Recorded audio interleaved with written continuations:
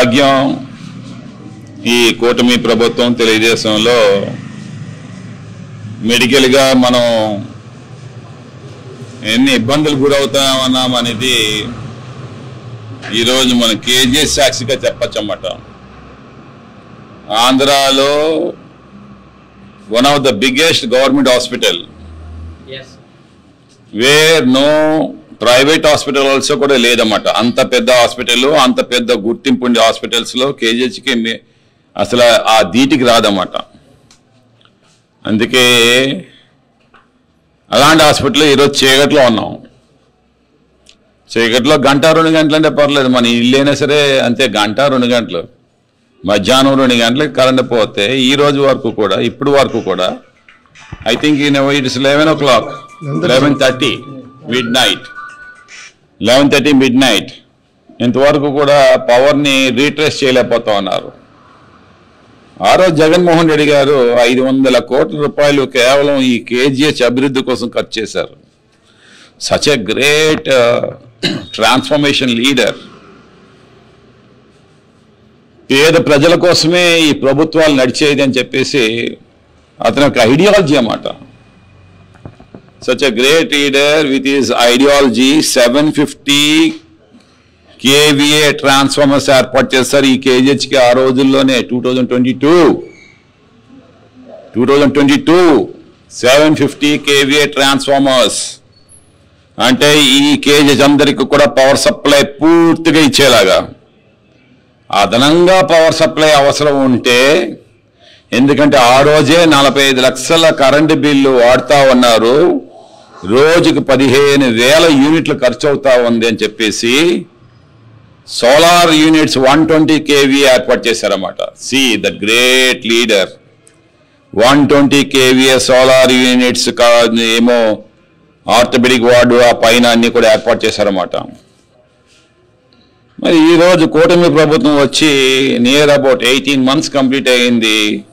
You have completely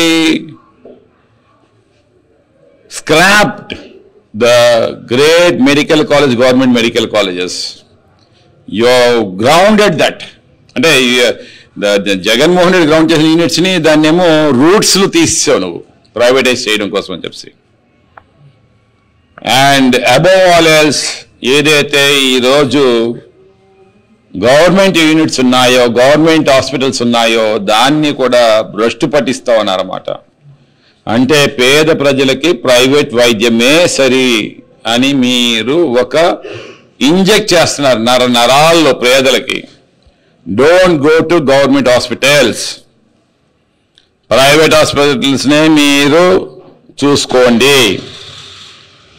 అక్కడ డబ్బులు ఎంతైనా మీరు ఖర్చు చేసుకోండి, మీ తాలిబొట్లు అమ్ముకోండి, మీ ప్రాణాలు కోల్పోండి, మాకేం పోతుందిలే, మా కూటమి ప్రభుత్వం గట్టిగా ఉంటుంది, మా ముగ్గురు కలిసి ఉన్నాం కదా అని చెప్పేసి.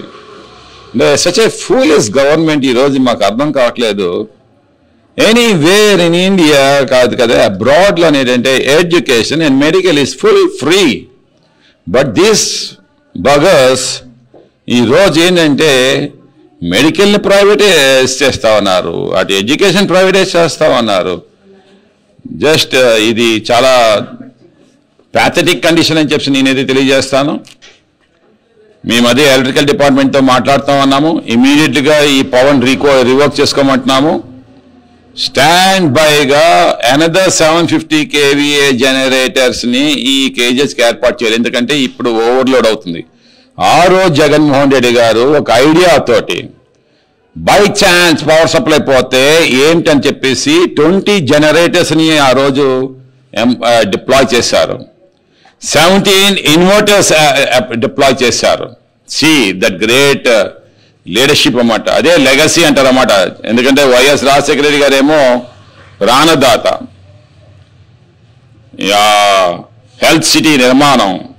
అందుకే జగన్మోహన్ రెడ్డి గారు కూడా ఒక హెడ్ వెళ్ళి 17 ఇన్వర్టర్స్, 20 జనరేటర్స్, ఏదైతే ఈ యొక్క ఆపరేషన్ థియేటర్స్ ఉంటాయో, ఎమర్జెన్సీ థియేటర్స్ ఉంటాయో నిరంతరం పవర్ సప్లై ఉండాలి.